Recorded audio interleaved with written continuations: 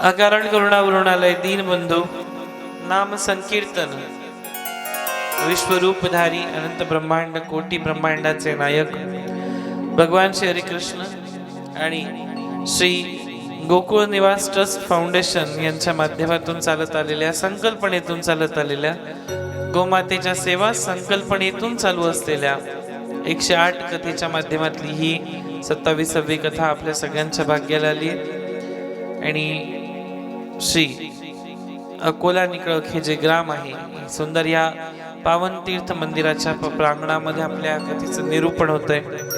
या कथेचा आपला पंचम दिवस पंचम पुष्प आणि सुंदरशा भाव भक्ती भजनामध्ये आपण या कथेकडे वळणार आहोत। राधे लक्ष्मी सारंग दरसित परपरवीर राधा गोविंद लक्ष्मी सारंग दरसित परपरवीर राधा गोविंद राधा गोविंद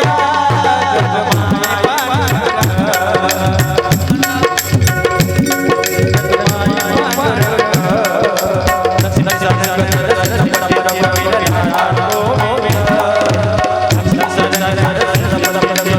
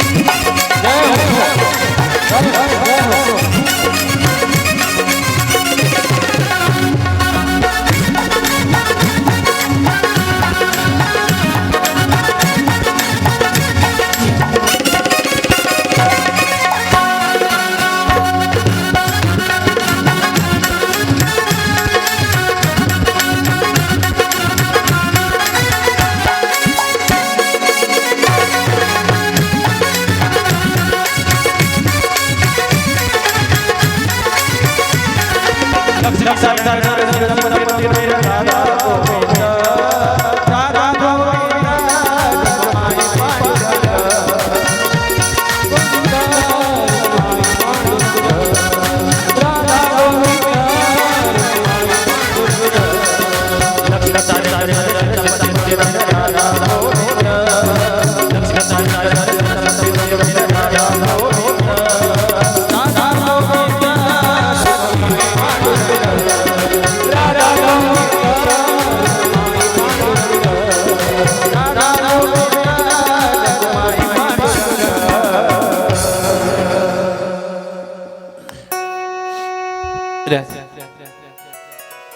असीम सानिध्य भगवंताचं लाभल्यानंतरच आपल्याला आपल्या आयुष्यामध्ये भगवंताच्या नामचिंतनाची आणि त्यांच्या विशेष रूपांची गोळी निर्माण होत असते।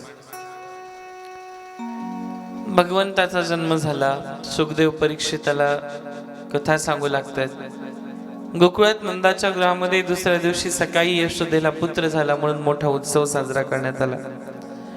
ब्राह्मणांची पूजा, त्यात ते नगर शृंगारलं होतं। यथा इच्छित दान देण्यात आलं। आपण दान द्यायचं नाव काढलं की 10 आणि 20 आणि 21 रुपये काढतो, त्याच्यावरती निघतच नाही आपल्या हातातून।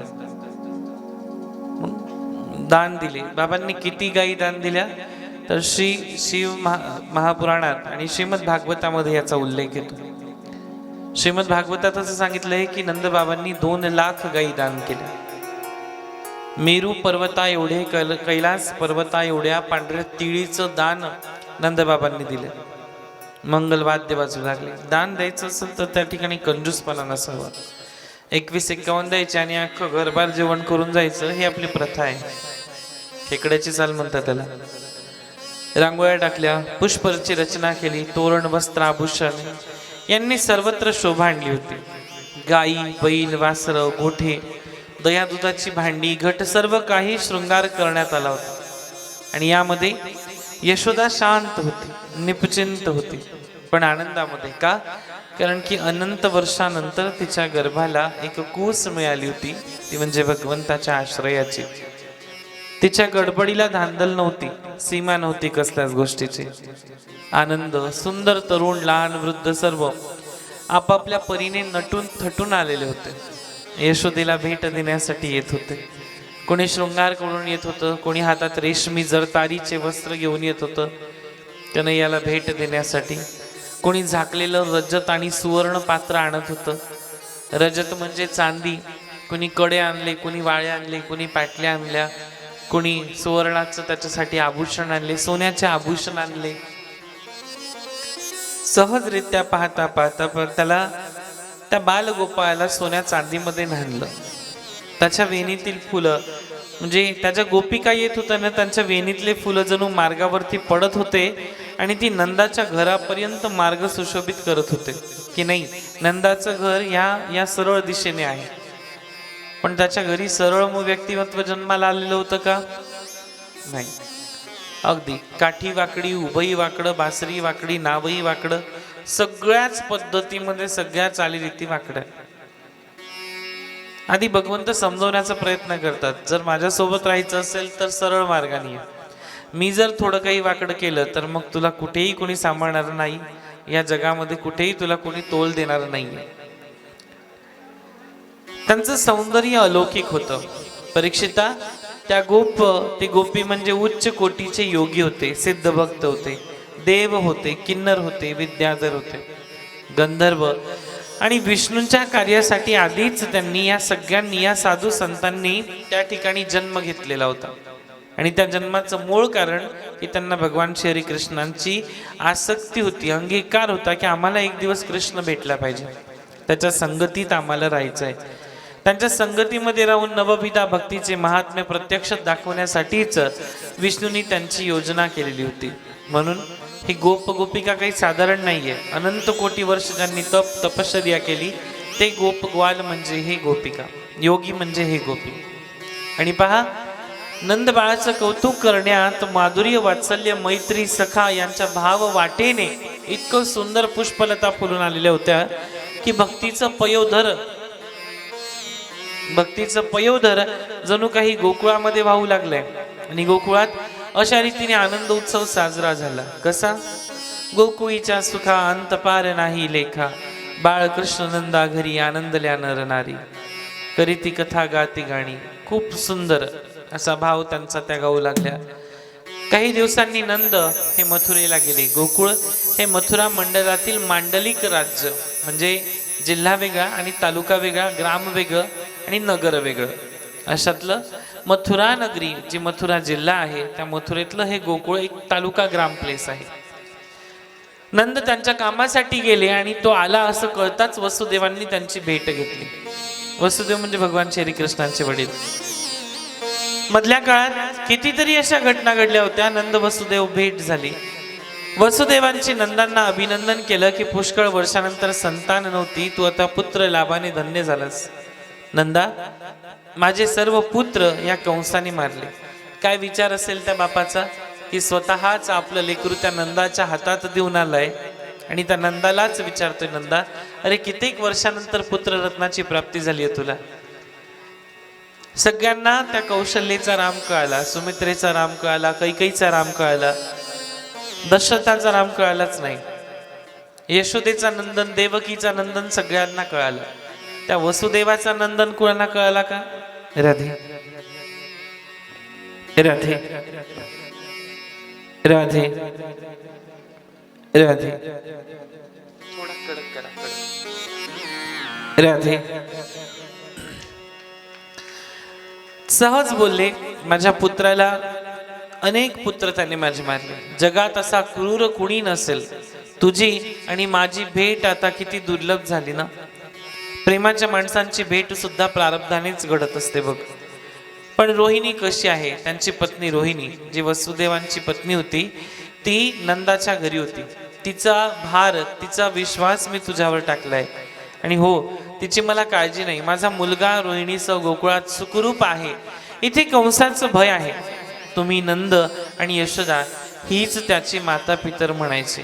तो माझा मुलगा आहे हे कुणाला कळू देऊ नको, कारण हेच सुख वसुदेव हळूहळू बोलत होते. आणि तुझा तो सावळ्या वर्णाचा मुलगा बघा, स्वतःच्याच मुलाला वसुदेव म्हणतात की तुझा तो सावळ्या वर्णाचा जो मुलगा आहे तो ठीक आहे ना?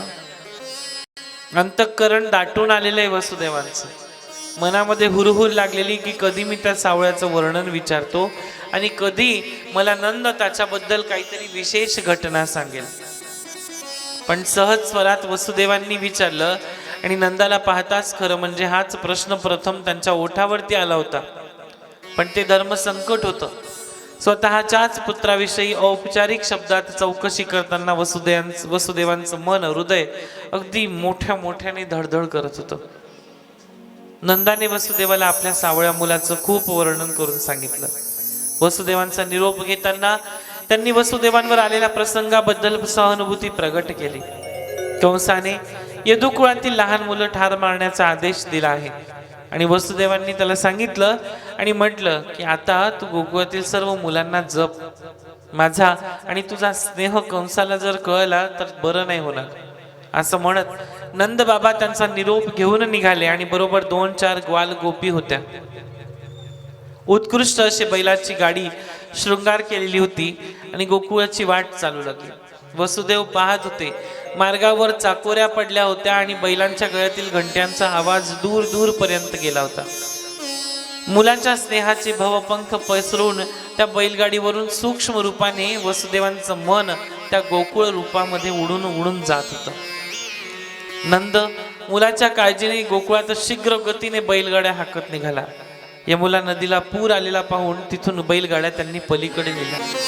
गोकुळात पोहोचले, घरी गेले आणि आपल्या मुलाला त्याने पाहिलं तेव्हा त्याच्या जीवात जीव आलाय नंद बाबांच्या.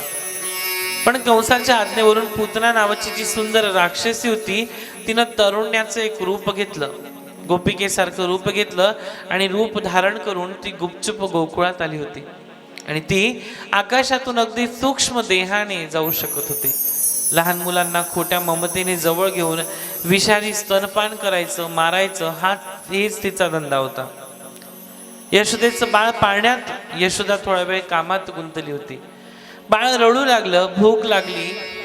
यशोदा बोलू लागते, बाळा भूक लागली ना, थांब, मी माझं काम करून घेते आणि मग तुला दूध पाजते. यशोदा आतून बोलत होती, मी घेऊ का जरा बाळाला? बाहेरून एक आवाज आला. मंजूळ आवाजात एक स्त्री बाहेरून विचारत आतमध्ये आली. यशोदेने पुसट शब्दात म्हटलं, गोपी तू आमच्याच गावती दिसतेस. फार सुंदर नयनरम्य खोटी प्रतिमा असलेलं ते रूप. कशी चालत आली ती गावामध्ये? पूतना कशी चालत आली माहितीये का? लगा के गजरा पहन के साड़ी, चाल चली मतवाली पूतना आ गई. लगा के गजरा पहन के साड़ी, चाल चली मतवाली पूतना आ गई. पूतना आ गई.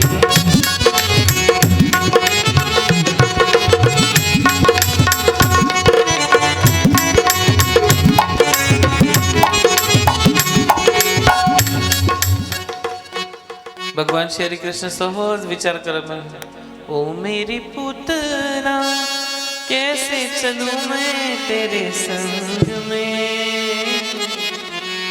मैया मेरी घर में काहे रंगों में तेरे रंग में. लगा के गजरा पहन के साड़ी, चाल चली मतवाली पूतना आ गई. एकदम सुंदर असं रूप धारण केलं आणि चालत चालत भगवंताच्या जवळ आली. पूतनेची मुक्ती वात्सल्यतेचं भवन होतं. आणि महाराज कोण आलं होतं हे सर्व बाळाला माहितीच होतं. वैर्याचा अंत पूतनेची मुक्ती वात्सल्याचे निमित्त करून विष्णूला स्तनपान करू पाहणाऱ्या राक्षसीचं कल्याण करायचा क्षण जवळ आला होता. पटकन बाळाला पदराखाली घेऊन ती पाळण्याजवळच बसली. स्तनात विष मायावीपणाची सीमा झाली. बाळ स्तनपान करू लागला आणि रडायचं थांबलं. पण ही पूतना होती तरी कोण? तर मागच्या जन्मातली जी बलिराजाची कथा मी तुम्हाला सांगितली त्या राजा बलीची ही कन्या रत्नमाला.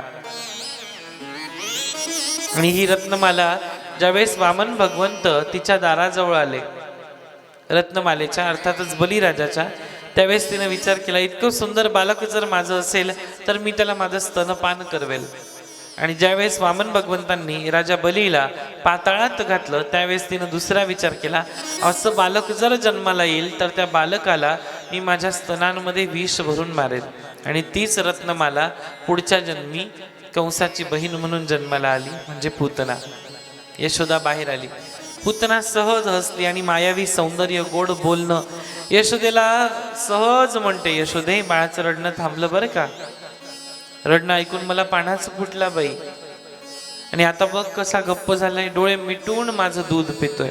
यशोदेला संशय आलाच नाही, कारण तिचं सौंदर्य पाहून पूतना लटकेच खोटं मोठं तिच्याशी बोलणं, संभाषण चालू ठेवलं. आणि सगळं दूध पिऊन झालंय आता बाळाचं, पण आता बाळाने काही तिला सोडणं सुरू केलं नाही.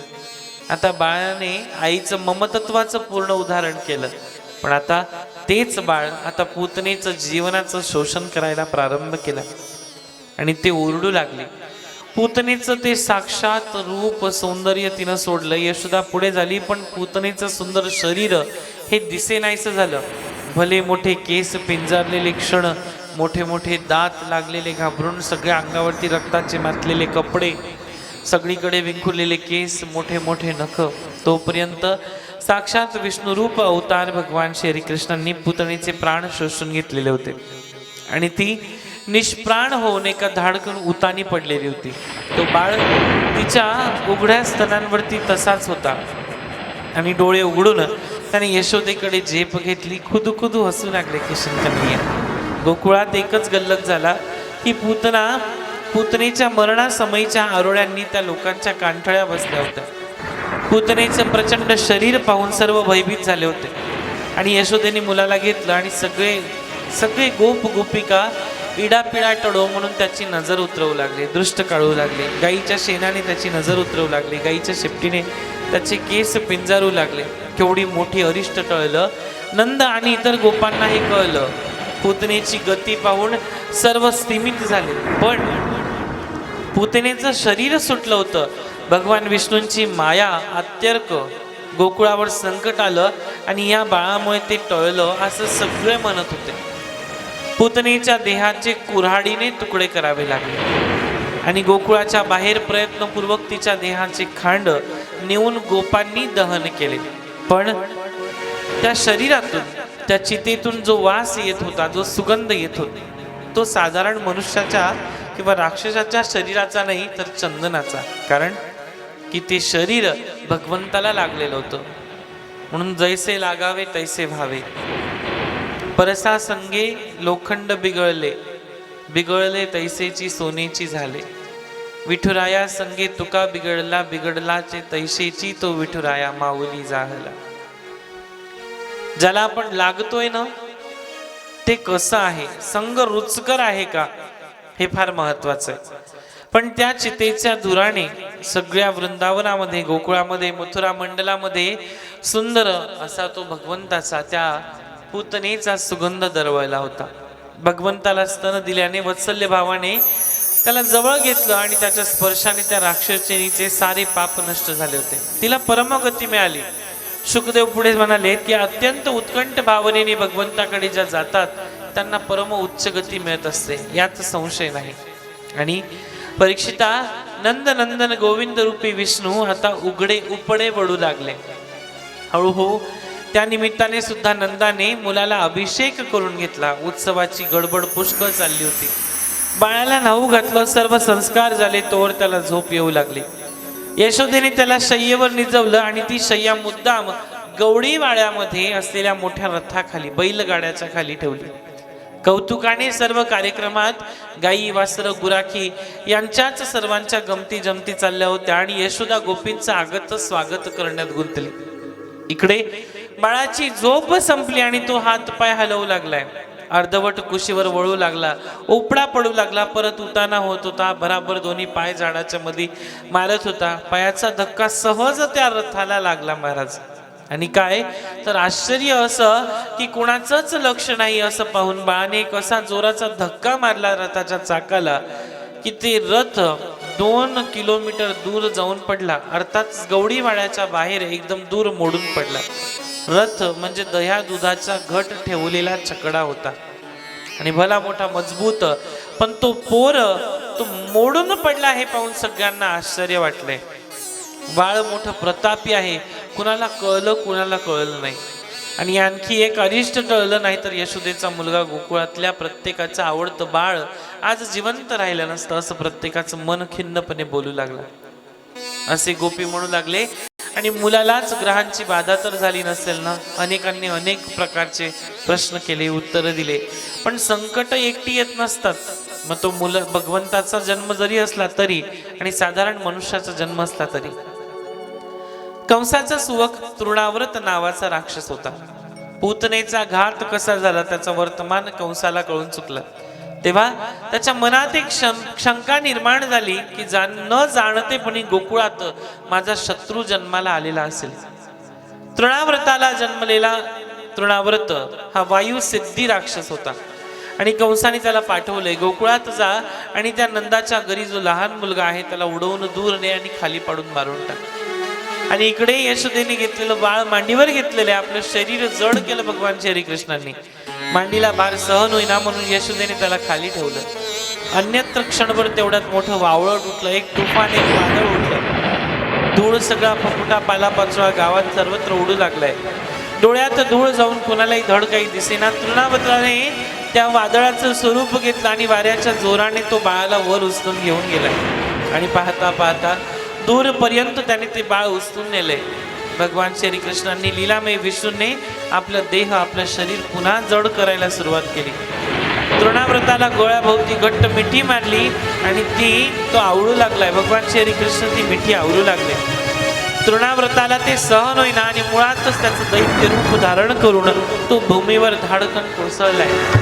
ते पाहताच मरण पावला. मोठा आवाज झाला, शोधाशोध सुरू झाली. आणि त्या आवाजाच्या लक्षाने गोपांना, सर्व जणांना गोकुळाबाहेर काहीतरी राक्षस पडला असं त्यांच्या कानाखाली आवाज आला.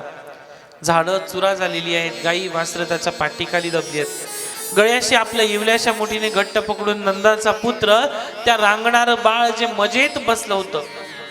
तृणाव्रताला पाहून काही लोकांना धीरेने पुढे होऊन नंदपुत्राला उचललं आणि धावत धावत सर्व गोपी नंद यशोदा गोकुळामध्ये कंसाचा दुसरा प्रयत्न फसला असं म्हणून त्याच्याकडे आले.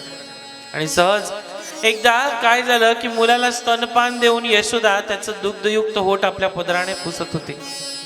तेवढ्यात तिनं जांभाई दिली आणि यशोदेला त्या बाळाच्या मुखामध्ये सर्वस्व सार तत्वाचं आईचं दर्शन झालंय. अशा भगवंताच्या अनेक लीला तिथे सांगण्यामध्ये ते गुंतलेले. पण महाराज इथे असं सुंदर ते वक्तव्य झालं आणि पुढे कथा सुरू झाली भगवंताच्या नामकरण लीलेची. परीक्षिता, शुकदेव मुनी महाराज परीक्षित राजाला कथा सांगतात. गर्ग मुनी यदुकुळाचे कुलगुरू होते. वसुदेवांच्या सांगण्यावरून ते नंदाकडे गेले आणि त्यांनी रोहिणीचा मुलगा व यशोदेचा मुलगा यांचं नामकरण करण्यास सांगितलं.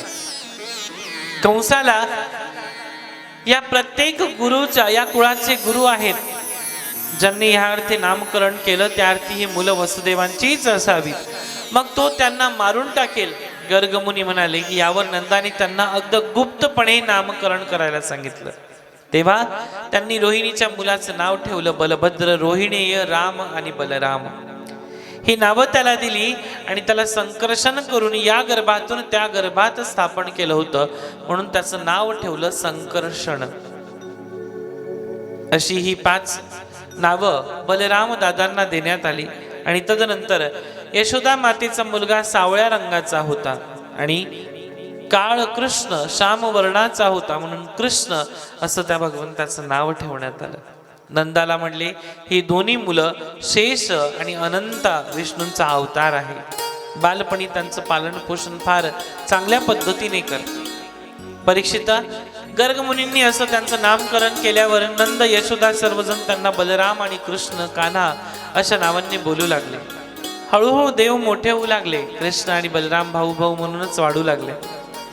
जसं जसं ते मोठे होऊ लागले तसं तसं त्यांच्या बाललीलांनी गोकुळातील लोक यांना फार आनंद येऊ लागलाय. आणि त्या आनंदाचं तत्वाधान एवढं महाराज की भगवंताचं सानिध्य ज्यांना ज्यांना प्राप्त झालं ना त्यांनी त्या लीला कधी सोडल्याच नाही. कारण प्रत्येकाला माहिती होतं एकदाच जन्म मिळालेला आहे, पुन्हा पुन्हा तर हा जन्म काही आपल्याला मिळणार नाही. म्हणून प्रत्येकाने आपापल्या पद्धतीने भगवंताचं सार सर्वस्व जाणून घेतलं आणि भगवंताच्या लीला काय आहेत, कशा आहेत हे करण्याचं ठरवलंय. देवी देवता उच्च कोळीचे जे सर्व काही आहेत त्या सर्वांनी भगवंताला आपल्या आठवणींमध्ये जपण्याचं कार्य केलं. पण प्रत्येक जणाच्या मनामध्ये देव हा वेगवेगळा आहे. भगवंताचे पराक्रम, अद्भुत लीला, त्या वर्णन भरपूर काही कथा सांगितल्या गेल्या आणि त्यामध्ये आता यांच्या कथेमध्ये मोहून जात होते सगळे. कन्हैया चालू लागले हळूहळू. ते थोडंसं चालू लागले, मातीत खेळू लागले, हातात हात घालून मार्गात चालायचं, धुळीत खेळायचं, तोंडाला अंगाला माती लावून घ्यायची, आणखीच शोभून दिसायचं. यशोदा रोहिणी हट्टाने त्यांचे अंग पुसायची आणि ते पुन्हा पुन्हा धावत गेले की मातीमध्ये लोळायचे. बघा, विचार करा, आपल्याला नाही त्या भगवंताला पाहता येणार, पण त्याच्या लीला मात्र आठवता तर येतील ना. सहज विचार करा, कमरेत घुंगरावल्या बांधलेल्या आहेत, घागऱ्या बांधलेल्या आहेत, म्हणजे घुंगरू आहेत छोटे छोटे. चालताना छुनछुन पायातला आवाज येतोय आणि ते ऋणझुणू वाजू लागलंय, पायातले पैंजण वाजू लागले. त्या ऋणझुणू पैंजणांचा आवाज सगळीकडे येऊ लागलाय.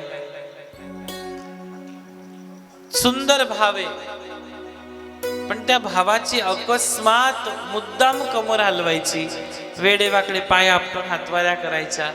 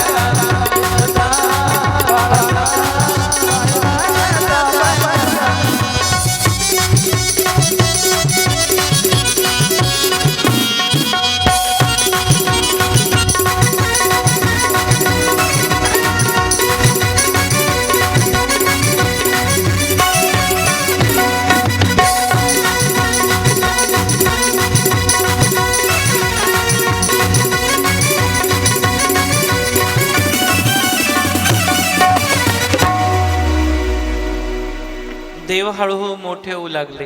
कमरेत घुंगरावल्या, डोक्यात मोरपीस खोवायचं, कोणत्या गोपीच्या घरी जायचं, दह्या दुधाचे मडके उतरवायचे, त्याच्यातलं दही खायचं. देवानी सहज एकदा जरासे देव मोठे झाल्यावर त्यांनी आवारात, आता तो जो परिसर आहे त्या परिसरात जायला सुरुवात केली. वासरांच्या शेपट्या ओढायच्या, त्यांना पेटाळून लावायचं. कधी गाईच्या शेंगांना हात घालला, नाहीतर स्वतःच गाईच्या कासेखाली शिरून डायरेक्टच दूध प्यायचं. कधी अग्नीच्या जवळ जायचं, कधी विहिरीच्या जवळ जायचं, काठाजवळ जायचं, आतमध्ये आपलं प्रतिबिंब डोकवून पाहायचं. मासे कासव एकमेकांना पाहायचं, त्यांना हाक मारायचे. अशा अनेक लीला. कधी मोराचा पिसारा पकडायचा, त्याच्या मनाला कोमल असा हात लावायचा, त्याला पकडायचं, डोक्यात मोर पीस लावायचा. अशा अनेक काट्याकुट्यामध्ये कधी जायचंय. आई ओरडली, आणायला धावली की परत आईला धरून बसायचं. अशा अनेक लीला भगवंत करू लागल्या. आणि त्यामध्ये मला वासरावर बसू दे, मला आपल्या गाईच्या जवळ जाऊ दे, एकापेक्षा एक सरस कथा भगवंताची. आणि घरोघरचे स्वयं जे बालक होते भगवंताचे, आता त्या गोपिका होत्या त्या कृष्णाला भेटण्यासाठी येऊ लागल्या. यशोदेचा नंदन फार गोड दिसतो. कमरेत घुंगरमाळ आहे घातलेली, गळ्यात वैजयंती माळ आहे, कानात कुंडल आहे, त्याचे मृगनयनी डोळे, त्याचे सुंदर कुंदाकळ्यांसारखे होठ, त्याचे मोठे मोठे सुंदर गुबरे गुबरे गाल, त्याचे कुरडे कुरडे केस. महाराज, गोपी यशोदेला सहज गराणे सांगायला येऊ लागल्या. अगं, दह्या दुधाच्या चोऱ्या करतो, आमची माठ फोडतो, कांगड्या सांगतो, आमच्या घरात नासधूस करतो. सहज जर यशोदा रागाच्या भरामध्ये काडी घेऊन त्याच्याकडे धावली तर कुठे गेला तो चोरटा असं म्हणत तर सगळ्या गोपिकांच्या डोळ्यात अश्रू यायचे. नको नको यशोदे, मारू नको ग, त्याला पाहण्यासाठी आम्ही आमचे घराणे घेऊन तुझ्या जवळ येतो. या त्रैलोक्याच्या स्वामीला मारतेस एवढा तुझा अधिकार नाही. तेवढ्यात धावत धावत दोघं यायचे, तोंडाला लोण्याचा अंश असायचा आणि चोरासारखं यशोदेच्याच मागे लपायचं. आई आम्ही खाल्लंच नाही. मैया हमने खाया ही नहीं, ये तो किसी और के बेटे को पकड के लाई है. अगदी भोळेपणाने आपल्याच गोष्टी ऐकायच्या. यशोदा आणि रोहिणी त्या गोष्टी पाहतच राहायच्या. सगळे मंत्रमुग्ध झालेले असायचे. खोटं नाटक काय रे येऊन सांगताय माझ्या घरी. खोटं नाटक काय रे येऊन सांगताय माझ्या घरी. नाना डोके बाबा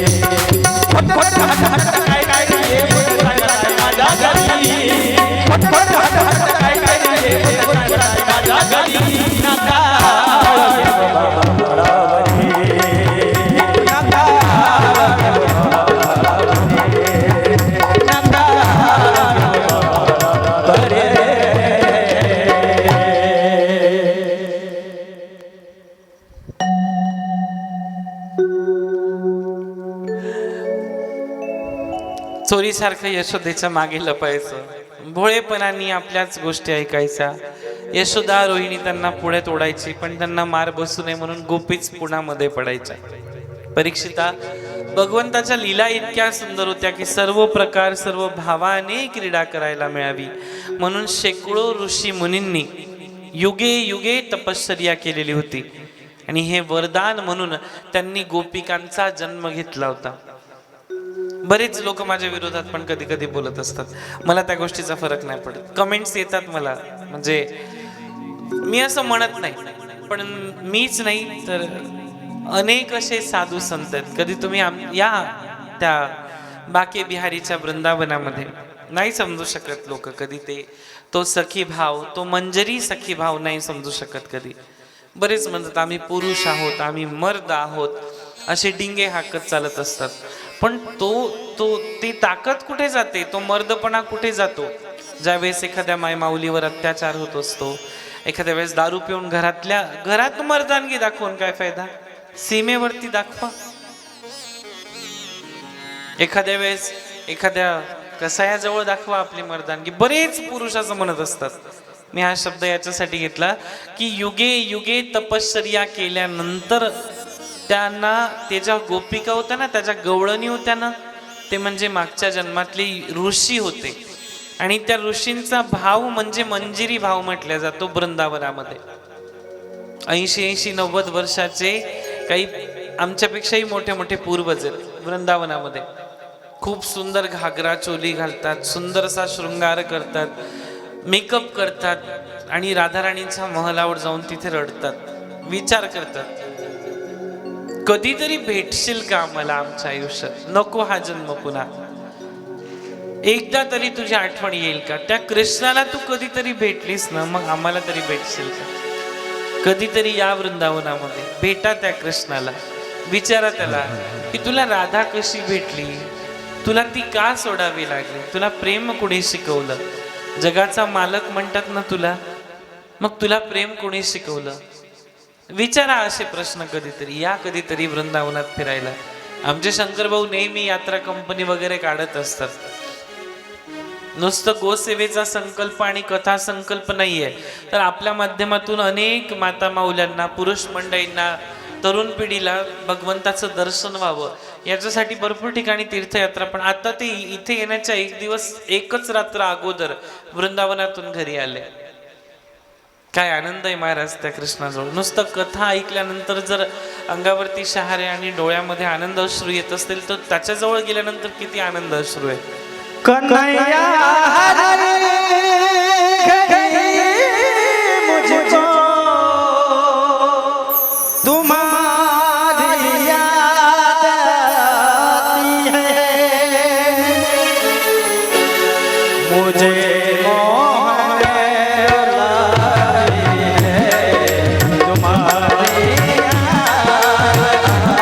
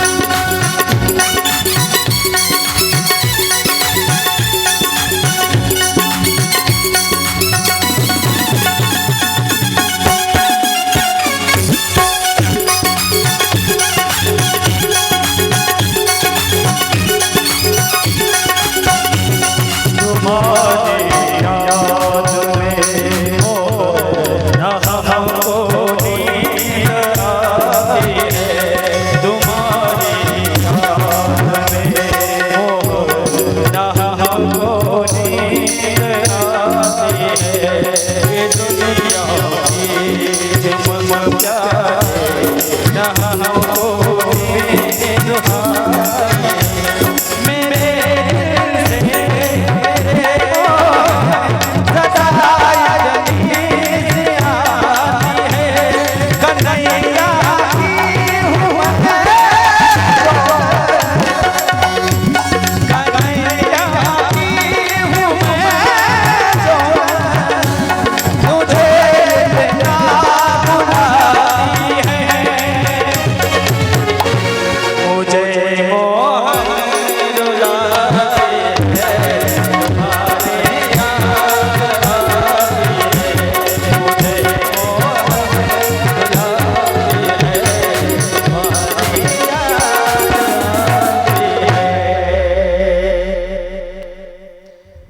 अनेक रूपी भगवंताला जर मागून घ्यायचं असेल तर त्याच्या लीला कधीतरी ऐका. एकदा सहज बलरामांनी कृष्णांना गोप बालकांजवळ खेळ मांडला होता आणि खेळ मांडता मांडता इतरांचे डोळे चुकवून रमण रेतीवरती भगवंत बसलेत. म्हणजे भगवंतांनी ज्या ठिकाणी माती खाल्ली ना, त्याचं नाव रमण रेती असं स्थान आहे. आणि भगवंत सहज तिथं बसलेत, सगळ्यांचे डोळे चुकवले आणि वृंदावनाच्या मातीला फक्त माती कुणी म्हणू नये, मातीला जी माती आहे ना, माती, तिला माती कुणी म्हणू नये म्हणून देवानी ती माती आपल्या मुखात घेतली. आणि तरी पण ते एकाने पाहिलंच आणि धावत धावत त्याने यशोदेला सांगितलं, मैया, अरे ओ मैया, देख तेरी कृष्णा ने तेरे काना ने माती खाई है. यशोदा ने कृष्ण को बुलाया और पूछा कि काना दिखा, तूने माती खाई है, अपने मुख में मुख खोल. तो कन्हैया ने मुंह खोल के दिखाया, नहीं नहीं मैया देख, मैंने बिल्कुल माती नहीं खाई, ये मधुमंगल, ये सुदामा, ये सब झूठ कहते. बात सुनकर मैया के मन में हृदय पुलकित हो उठा है. देख कहा माती खाई. जैसे ही मुंह खोलते यशोदा देखती है तो मुख में ब्रह्मांड दिखाई देता है. पुनः यशोदा मूर्छित होकर गिर जाती है. संपूर्ण सार विश्व का देने वाले भगवान के इस छोटे से मुख में सारा ब्रह्मांड दिखाई देने लग गया है. श्री कृष्णांनी आईला बघितलं की आई मूर्छित पडली. आपलं तोंड मिटलं, तोंडाने हात पुसले. आईला गदगद हलवतोय. कृष्ण म्हणाला, आई बघ ना मी माती खाल्लीच नाहीये, हे सगळे खोटे बोलतायत. तर म्हणते नाही रे माझ्या कृष्णा, तुला थांग तुझा नाही लागला रे. सहज आई म्हणते कृष्णा अरे मला तुझा थांग नाही लागणार, म्हणजे तू कोण आहेस मला नाही कळणार. आणि खरंच तिला शेवटपर्यंत नाही कळालं की कृष्ण कोण होता. तसंच मला तुझी सर्व माया काय जमणार आहे. खरंच आता आणखी माती राहिली जगाची असं वाटत नाही. सर्व सघन ब्रह्म भरलेला आहे रे तुझ्यात. तुला प्रणाम करते, तू सर्वत्र सत्ताधारी परमेश्वर आहे. कृष्णाने तिला ते दृश्य विसरायला लावलं, योग मायेला बोलवलं. आपल्या मोहामध्ये मोह मायेने तिला भूलोकात आणलं.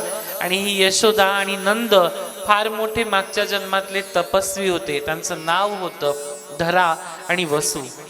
यांनी भगवंतांची वात्सल्य भक्ती केली होती. वात्सल्य भक्ती म्हणजे एक गाय जसं आपल्या लेकराला कुरवाळते चाळते तशी वात्सल्य भक्ती. आणि ब्रह्मदेवाकडून वरदान मागितलं होतं, त्यामुळे त्यांचं हे परम भाग्य उदयास आलं की त्यांच्या घरी त्यांच्या सुंदर अशा त्या महलामध्ये भगवंतांनी जन्म घेतला. आणि एकदा असंच काय झालं की यशोदेने कृष्णासाठी स्वतः दही घुसळण्याचा कार्यक्रम केला आणि इतर कामं दासीवर सोपवली. उभी राहून ती डेऱ्यातलं दही घुसळत होती. हात दमले होते, कपाळावर घाम आला होता आणि वात्सल्य भाव देह समवत नव्हता. अंग कापत होतं, थंडी वाजत होती आईला. कृष्णाच्या लीलांबद्दल स्वतःच रचलेली गाणं ती गुणगुणत होती. त्या गवळणी ती गुणगुणत होती, पूर्ण तन्मयता विसरलेली.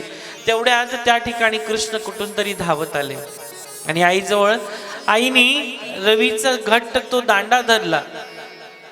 जे दही घुसळत होती नाही मंथन करत होती. बाळा करू दे रे मंथन, बाळा करू दे रे मंथन, सोड रवीचा हात कन्हैया, सोड रवीचा हात कन्हैया, बाळा करू दे रे मंथन. आई म्हणते मला दह्याचं मंथन करू दे, दुधाचं मंथन करू दे. आईने त्याला मांडीवर घेतलं आणि पदडा आड घेतलंय. त्याची काळे भोर कुंतलेल्या केसांनी मायेने कुरंगल्या. आपले हात त्या कुरळ्या केसांवरती फिरवते. आई त्याला पाजू लागली. पण तेवढ्यात दुसरीकडे चुलीवर दूध ठेवलेलं होतं आणि ते दूध उतू गेले. यशोदेनी कृष्णाला पटकन सोडलं आणि चटकन खाली ठेवलं. दूध उतरवण्यासाठी ती धावली आणि भक्तीचं अनुसंधान कुठे असायला हवं. परब्रह्मपूर्ण वात्सल्य रसात भक्तीला बुडवून टाकणारा परमात्मा तुझं दूध पितोय आणि दुर्लभ ठेवा प्राप्त झालेल्या भक्तीचं अवधान कुठे असायला हवं. त्या श्रीहरीला सोडून यशोदा कर्मबद्ध जीवाप्रमाणे थोडं दूध फुकट जाईल, वाया जाईल म्हणून त्या श्रीहरीला सोडून त्या दुधाकडे धावत गेली. भगवंताला हे कसं आवडेल.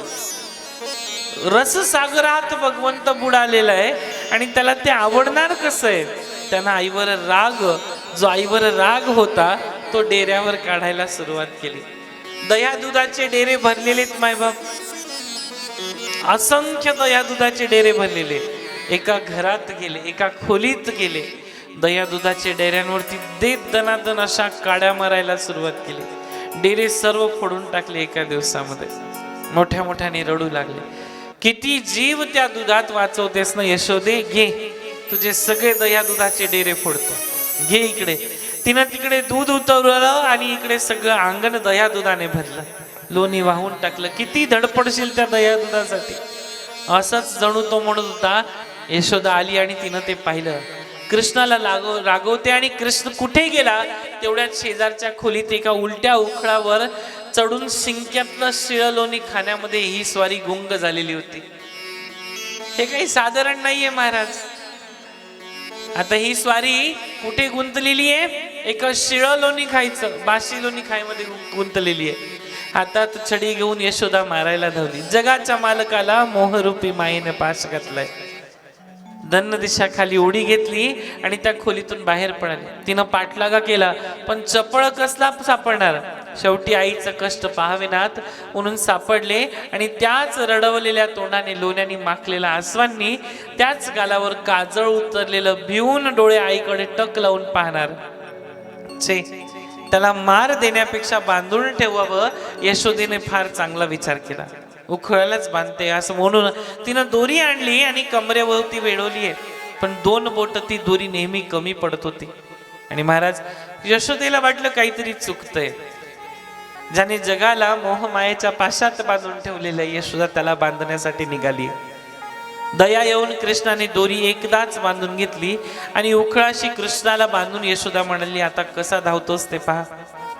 फार पुंडाई करतोस ना, फार धावपळ करतोस ना. मुकाट्यानं ही स्वारी कन्हैयाची आता त्या ठिकाणी बसून होती. महाराज यशोदा दृष्टी आड होताच ते उखळ आडवं पाडलं आणि कृष्णाने रांगत रांगत उखळ ते अंगणात नेलंय, घरंगळत नेलं. यशोदेला पत्ताच नव्हता, तिला समजलंच नाही की अंगणाच्या शेवटी 2 अर्जुनाची वृक्ष होती आणि जवळजवळ उभी वाढलेली होती. कृष्णाने त्यांच्या मधोमध पलीकडे जाण्यासाठी उखळ ओढलं. महाराज वृक्षाच्या मध्ये ती उखळ अडकलं आणि त्यांनी जोराने उखळ ओढली. अथांग मोठं अर्जुनाचं वृक्ष आणि ती उखळ ओढली. महाराज धाडकन ते दोन्ही वृक्ष जमिनीच्या मुळात सकट उन्मळून पडली. त्याच्यातून 2 दिव्य गंधर्व प्रगट झाले आणि त्यांनी भगवान श्री कृष्णांना स्तुती करून त्यांची मनोवंदना केली. मणिग्रीव आणि नल कुबेर असं त्यांचं दोघांचं नाव. नारद भगवंतांनी त्यांना शाप दिल्यामुळे ते वृक्षरूप जड चेतन झालेले होते. नंदाने धावत येऊन कृष्णाच्या पोटाला बांधलेली दोरी सोडली आणि तिथं भगवंताचं एक नाव पडलं, दामोदर. पूर्वी नावं कशी होती महाराज? किती सुंदर नावं होती. रामदास, कृष्णदास, दामोदर, सीता, चंद्रभागा, इंद्रायणी. तिच्या नाकातोंडातून इंद्रायणी वाहते तरी तिचं नाव इंद्रायणी. तो नव्हता रामाचा दास. तो होता का रामाचा दास? नाही. तरी मायबाप काय नाव ठेवायचे? रामदास, पांडुरंग, श्रीहरी. हा भाऊ बाटल्यांचा दास होता तरी त्याचं नाव रामदास होतं. पण त्यांना माहिती होतं की कमीत कमी याचं नाव घेतल्याने आपल्या जीवनाचा उद्धार होईल. इतकी सुंदर भगवंताची लीला. परीक्षिता, श्रीकृष्णांच्या बाललीलांमध्ये संकोच नाही आणि जीवांचा उंच गती प्राप्त होते असं ते म्हणतात. जीवाला त्याची उंच गती प्राप्त होते आणि सुखदेव स्मृतिमय श्रीकृष्ण लीलेमध्ये रममण झाले. त्यांनी सगळं विसरले. आता सूत शौनकादिकांना हरिकथा सांगतायत आणि आता सर्वांनी पूर्ण अवधानाने श्रीकृष्ण लीला ऐकण्याला प्रारंभ केलाय. आणि आई आता जी यशोदा ती म्हणते, तुला मी ताकीद करते, तू घर सोडून कुठे जायचं नाही. कृष्णा, तुला मी ताकीद करते, तुला घर सोडून जर तू गेलास ना तर तुला पुन्हा मी उखळाला बांधून ठेवेन. आईच्या भाव विभोर भक्तीमध्ये दडलेलं हे सुंदर असं वैभव भगवान श्री कृष्ण सांगतात. कृष्णा, तुला मी ताकीद करते, घरी कुणाच्या जाऊ नको. इतका सुंदर भाव आई भगवंताचा मांडते आणि तिथे आई त्याला सांगते, तुला ताकद करते, तू जर कोणाच्या घरी गेलास ना तर एक लक्षात ठेव, तुला पुन्हा मी इथे बांधून ठेवेल.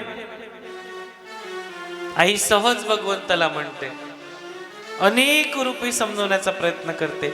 शुकदेव पुढे सांगू लागले की गोकुळात घडलेला अपघाती प्रसंग पाहून नंद आणि उपनंद वगैरे सर्वांनी गोप्यांना भय वाटू लागला. गोकुळातून निघून कुठेतरी दुसरीकडे जायचं, सगळ्यांनी गाड्या झुंपायच्या. आता गोकुळ सोडायची वेळ आलेली आहे आणि गोकुळ सोडलंय महाराज सगळ्यांनी. मग आले कुठे तर ते श्याम सुंदराच्या नयन नगरीमध्ये अर्थातच वृंदावनामध्ये आले. त्या वृंदावनामध्ये गोवर्धन होता. वृंदावनात वृक्ष, वेली, लता, सरोवर, पाण्याचे झरे होते. त्या वृंदावनामध्ये यमुना मैया होती आणि त्याच वृंदावनामध्ये श्री राधा राणींची प्रेमाची ती सुंदर अशी लीला होती. ते प्रेम शिकवण्यासाठी कृष्ण त्या वृंदावनामध्ये आले होते. एक दिवस बलराम आणि कृष्ण यमुना तटी आले सहज विचार केला की आता करायचं तरी काय, राधेला भेटायचं तरी कसं. ही कथा श्रीमद भागवतामध्ये नाहीये बरं का. राधा राणींचं नाव हे भागवतामध्ये घेतल्या गेलेलं नाहीये, कारण की जे शुकदेव भगवंत जी कथा सांगतात कन्हैयाची, जर त्यांनी राधा नाव घेतलं तर त्यांना अनंत वर्षाची समाधी लागायची, म्हणून त्यांनी श्रीजींचं नाव कधीच घेतलं नाही. पण बहुतेक ठिकाणी उल्लेख असाच आहे. भगवान श्री हरी कृष्ण हळूहळू मोठे होऊ लागले. आता गावात फिरायला जायचं, आता जंगलात फिरायला जायचं, गायींना चारायला घेऊन जायचं, घोंगडी खांद्यावर घ्यायची आणि गायींना चारायला घेऊन रानामध्ये जायचंय. भगवंताच्या अनेक लीला झाल्या.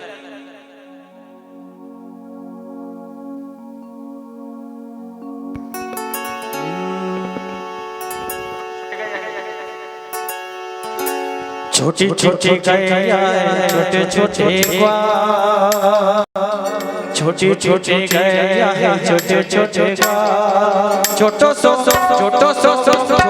मारो मनवा, छोटी छोटी गैया छोटे छोटे ग्वाल, छोटी गैया छोटे छोटे ग्वाल, छोटो सो मारो मनवा,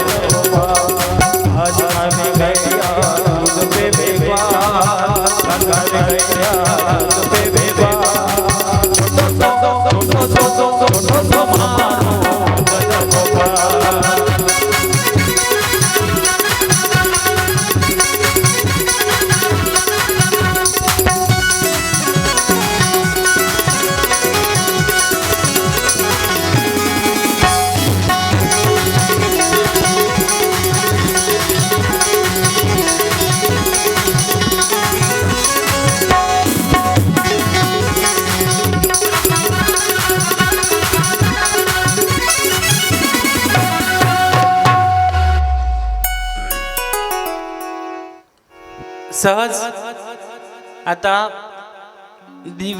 दिवसामागून दिवस रात्र निघू लागल्या. यमुना तटावरती वास्त्र घेऊन विहार करतात आणि त्याच वेळेला त्यांना मारण्याच्या हेतूने मनात धरून एक असुर तिथे आला आणि त्यानं वासराचं रूप घेतलंय. वासरांच्या कळपात तो शिरला आणि कृष्णाने त्याला पाहिलंय, ओळखलं की हा एक असुर आहे. पण त्याने काय घेतलं होतं, एका वासराचं रूप घेतलं होतं आणि त्याचा दृष्ट हेतूच कृष्णाने केव्हाच लागलेला होता. पण वासरांच्या कळपात कृष्ण शिरला आणि त्या मायारूपी वासराजवळ गेला. जणू काही त्या वासराचा जास्त लाड करतो की काय. महाराज असं दाखवून त्याने त्या वासराच्या मागचे दोन पाय पकडून त्याला उचललं आणि गरागरा फिरवू लागले भगवान श्री कृष्ण. दूर झाडावर फेकून मारलं त्या वासराला. शेवटी तो नंदी होता. हा प्रकार इतक्या पटकन घडला की गोप पाहतच राहिले. ते वासरू पडलं आणि त्या राक्षसाच्या प्रचंड रूपामध्ये त्याचा जन्म झाला. 5-10 वृक्ष तर त्याच्या देहाखाली शरीराखाली चिरडली गेली होती आणि तेव्हा वासरू दिसणारा तो असुर त्या तडाख्यानेच मेला. पण महाराज गोपी आणि चकित झालेले कृष्णाची स्तुती करू लागले. पण राधाराणींना या गोष्टीचा राग आलेला आहे. पद्मपुराणातली कथा आहे. आणि त्यावेळेस राधाराणी त्याला म्हणतात, जर वृंदावनामध्ये राहायचं असेल तर आपलं जे पाप प्रायश्चित्त करावं लागेल तुम्हाला. कारण तुम्ही एका असुराला नाही मारलंय, तुम्ही एका वासऱ्याला मारलंय, तुम्ही गोमातेच्या एका वंशातल्या जीवाला मारलेलं आहे. भगवान श्री कृष्णांनी गोकुळ सोडलं ते राधाराणींना भेटण्यासाठीच. वात्सल्यतेची प्रेममूर्ती म्हणजे श्री राधाजी आहेत आणि त्यांना भेटण्यासाठी गोकुळ सोडलं. आणि त्याच नाही भेटणार तर मग जगाला प्रेम कसं शिकवलं जाईल. प्रेम म्हणजे शरीरांचा संबंध नाही, प्रेम म्हणजे वासनेचं रूप नाही, प्रेम म्हणजे कामाची आसक्ती नाही, प्रेम म्हणजे अंगीकार करणे. ज्या प्रेमाला बघितल्यानंतर डोळ्यात अश्रू नयन वाहिले पाहिजे असं प्रेम, ज्याच्यात विषय सुख नको पाहिजे ते प्रेम. राधाराणी कन्हैयांपेक्षा 7 वर्षांनी मोठे आहे. आणि ही गोष्ट जेव्हा राधाराणींना कळली की कन्हैयाने या अशा परिस्थितीमध्ये त्याला मारले, तर राधाराणी म्हणतायत की आता तुम्हाला प्रायश्चित्त करावं लागेल, तेव्हाच मी तुम्हाला दर्शन देईल. तुम्ही हेच बघितलंय ना की एक कृष्ण आहे, एक राधा आहे आणि त्यांची एक मूर्ती आहे. राधाराणींनी त्यांच्या खांद्यावरती असं डोकं ठेवलेलं आहे. हे खोटं आहे. ती मूर्ती खोटी आहे आणि ते फोटो सुद्धा खोटे आहेत. कृष्ण कधीच एवढे मोठे झाले नाही की त्यांच्या डोक्यावरती राधाराणी या हात ठेवतील किंवा त्यांचं डोकं ठेवतील. कृष्ण नेहमी राधाराणींच्या चरणाच्या जवळच बसलेले. ते प्रेम आहे, पण वात्सल्य प्रीतीचं प्रेम आहे. एका गाईचं आणि वासराचं जसं प्रेम आहे तसं प्रेम आहे. आणि आजकालचे हे छपरी लफडे करणारे हरामखोर यांनी त्या प्रेमाला वासनेचं रूप दिलं. काय राधा कृष्णाची जोडी, यांचे टिंगर शेकले पाहिजे हरामखोरांचे. फालतूच्या गोष्टींमध्ये राधाराणींचं आणि श्रीकृष्णांचं नाव बदनाम केलं या नालायकांनी. त्याची चरणाची धुळीचा एक कण, त्याचा 100वा भाग तेवढी सुद्धा लायकी या लफडे करणाऱ्यांची नाहीये. आणि म्हणता आम्ही लव्ह मॅरेज करतोय, लव करतोय. पाणी झालंय तुमच्या दोघींच्या मेंदूमध्ये. त्याला प्रेम नाही म्हणता येणार, त्याला वासना म्हणता येईल. शरीर सुखाचा उपभोग घेणारे लफडे करणारे इथे.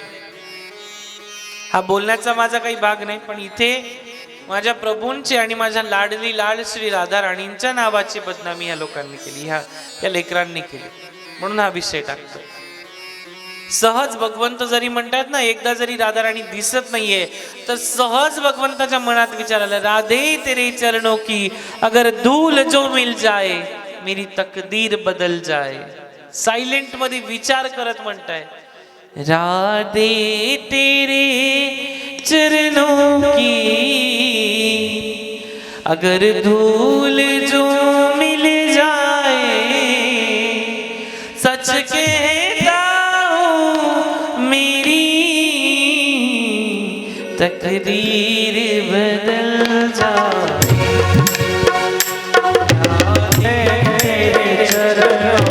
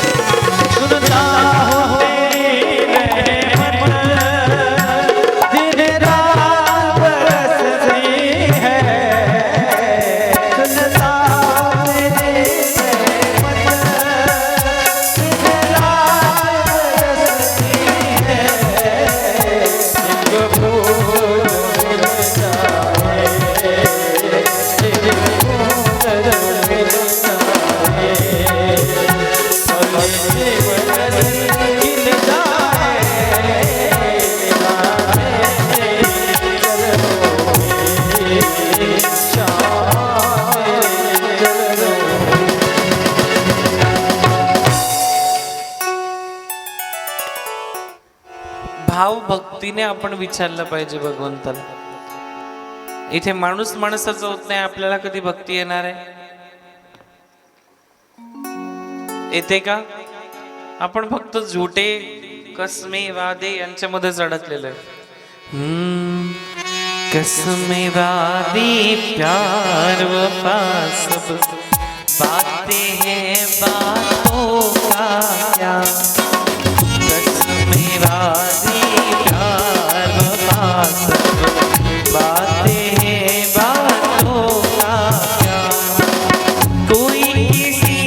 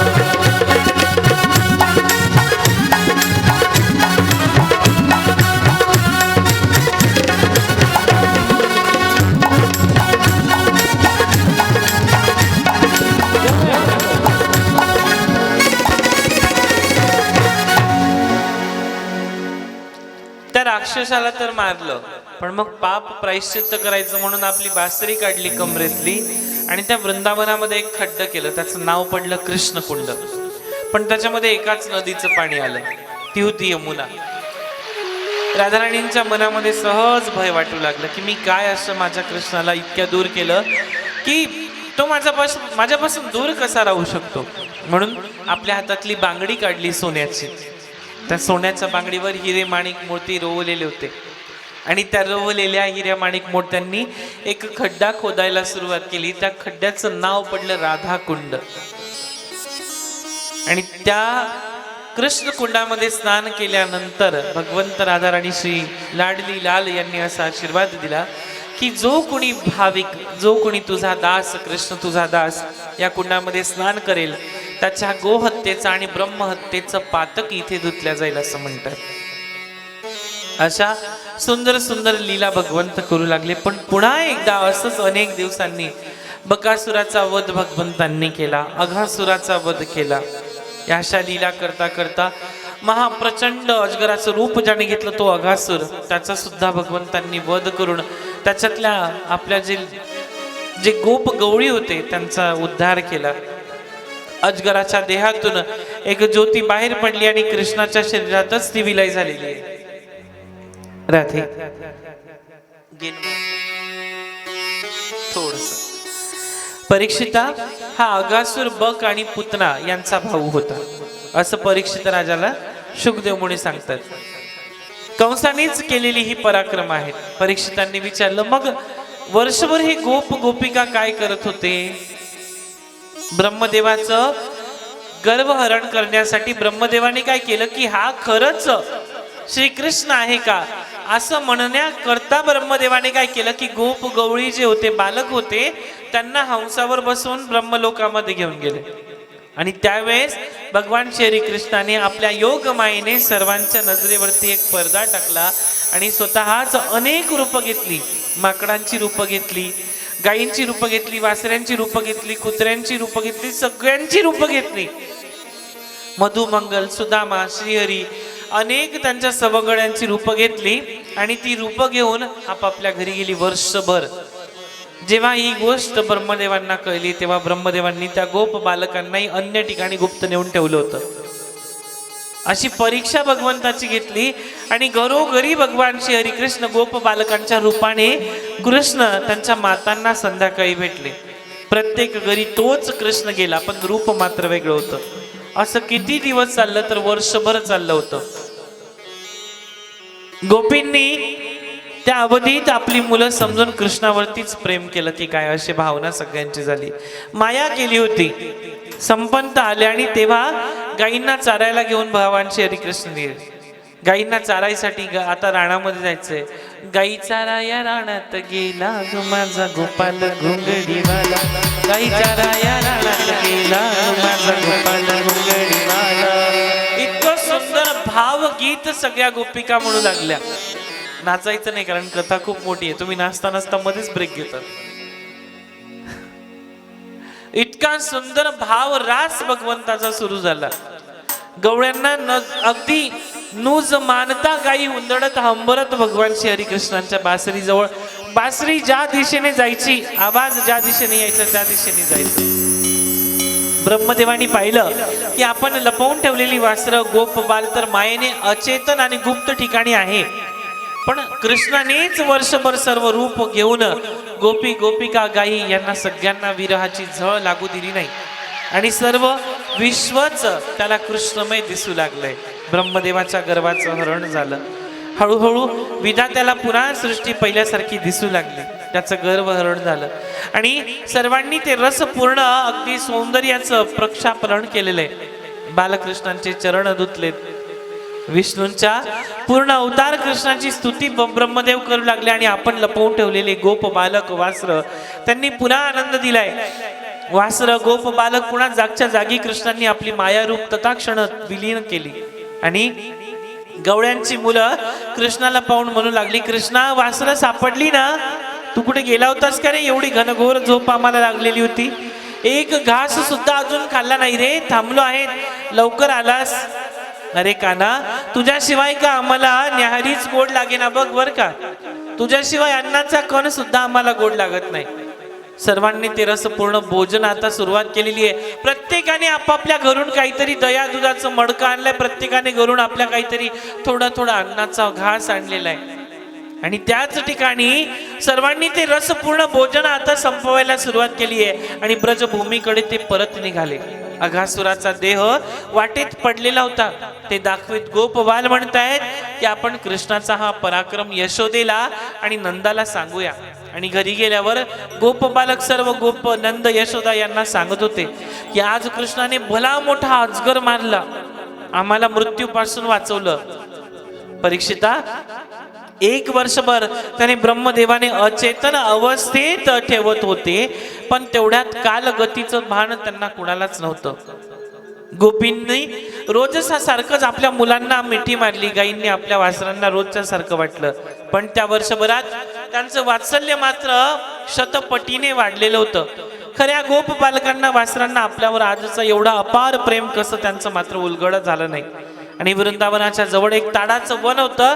तिथे धेनुक नावाचा एक असुर होता. त्याचा सुद्धा भगवंतांनी बलराम आणि कृष्ण ताडाच्या वृक्षांच्या वनात शिरले. ताड वृक्ष गदागदा हलवून त्यांनी ताड गोड केले आणि गोप बालकांना खायला दिले.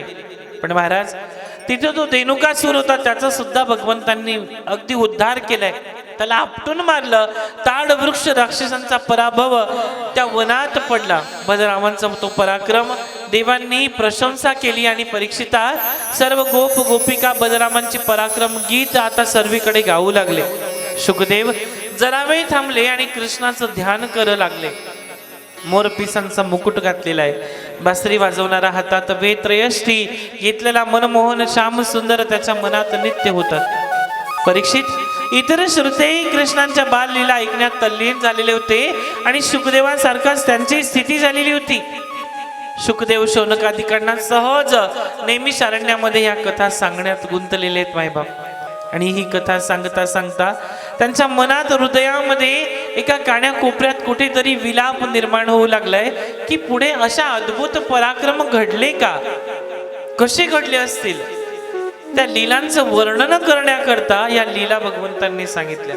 पुढे ते म्हणतायत, एक सुंदर असा दिवस उजळला आणि भगवंत सहज आपल्या अंगणात बसले. आणि अंगणात बसल्यानंतर संध्याकाळची वेळ झाली आहे. सूर्य मावळलाय आणि मोरासोबत, त्या लांडोरासोबत त्याची मोरणी मोर आता नाचू लागलेत. गाई सोबत वासरू आहे, तिच्यासोबत तिचा नंदी आहे. बैलगाड्या जुंपलेल्या आहे. पती पत्नी शेतातून घरी काम करून घरी आलेले आहेत. कोणी पाणी भरतय, कोणी माखन मथतय, कोणी मंथन करतय. यशोदा सहज बसली आणि कृष्ण कन्हैया म्हणता, मैया मैया, वो सामने जो है ना मोर के साथ, वो कौन है? मैया कहती, अरे इसके दिमाग में ये ख्याल कहां से आ गया. अब इसके जवाबों का उत्तर अगर मैं दूं तो दिन से रात और रात से दिन हो जाएगी, फिर भी मैं ना दे पाऊं. मैया जल्दी बताओ वो कौन है. तो मैया कहती है, कान्हा वो उसकी पत्नी है. अच्छा, मोरनी है? हाँ, वो उसकी पत्नी है. अच्छा मैया ये बता, वो जो ऊपर बैठा है वो उसके साथ कौन है? अरे वो चंद्रमा है. तो उसके साथ कौन है? अरे वो उसकी पत्नी है तारा. अच्छा मैया तेरे कौन है? अरे तेरे बाबा मेरे पति है. तो तू उनकी कौन? मैं उनकी पत्नी हूं. अच्छा मैया मेरी पत्नी कहाँ है? मैया कहती है, कान्हा चोरी की बात छोड़ दे मोहन, फिर गए बामन नाई. तेरे ब्याह के लिए मैंने 52 बामन को और नाइयों को बताया था कि मेरे लाल के लिए कोई अच्छी सी लड़की ढूंढ के लाओ. लेकिन सभी बामन और नाई घर पे जाते और फिर मुंह फेर कर वापस चले जाते. क्यों? क्योंकि सभी लोग कहते हैं वो नंद का छोरा, अरे वो तो बहुत ही चोर है, सब घरों में चोरी करता फिरता है. नंद का लाल बड़ा व्यापारी. बहुत करुणामय स्वर में गाते हैं महाराज. तो कन्हैया कहते, अच्छा मैया फिर मेरा ब्याह नहीं होगा? अरे तेरा ब्याह होगा, लेकिन तुझे ही लड़की ढूंढनी पड़ेगी तेरे लिए. ठीक है मैया, चल मैं ढूंढ के लाता हूँ. सुबह हुई, फिर सुबह उठते ही मोर और मोरनी दिख गए। मैया बोली कहाँ से आ गए रे तुम फिर से? जैसे ही देखते फिर से बोलते मैया मुझे आज ही शादी करनी है शाम तक। मैया बोली कैसा है रे तू? काले कलुटे, खुद का मुंह अपने आईने में देख, दर्पण में देख। कौन देगा तुझे अपनी छोरी? दिन भर चोरी करता फिरता है, बंदरों के पीछे नाचता फिरता है, गायों के नीचे ले देकर दूध पीता फिरता है, कौन तुझे अपनी छोरी देगा? तो गुस्से से क्रोधित होकर देहली पे जाकर बैठ जाते हैं। देहली पता है आपको? देहली पता है ना? घर के उंबरठा म्हणतो आपण, त्या उंबरठ्यावर जाऊन बसतात आणि सहज मैयाला म्हणतात मैया देख, अगर ब्याह नहीं कराई देगी तो तेरे घर पे नहीं आऊंगा, तेरे घर पे कभी नहीं आऊंगा, तेरी गैया नहीं चलाऊंगा, तेरे लिए कुछ भी नहीं करूंगा। तो महाराज भाव से कहते राधिका गोरी से, एकदम सुंदर भाव से भगवान श्री कृष्ण कहते राधिका गोरी से, बिरज की छोरी से, मैया करा दे मेरो प्यार। सुंदर भाव में कहते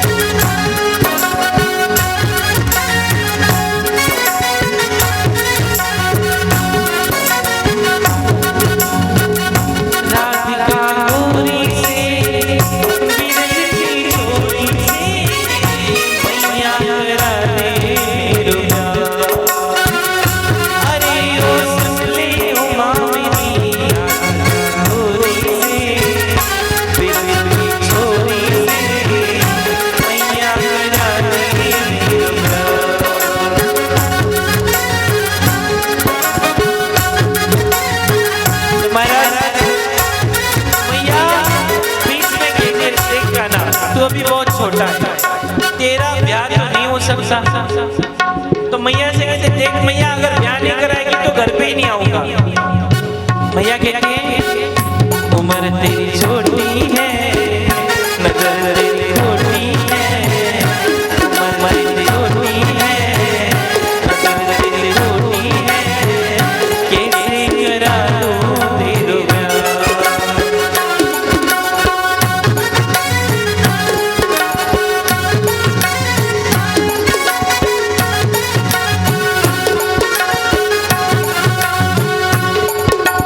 जो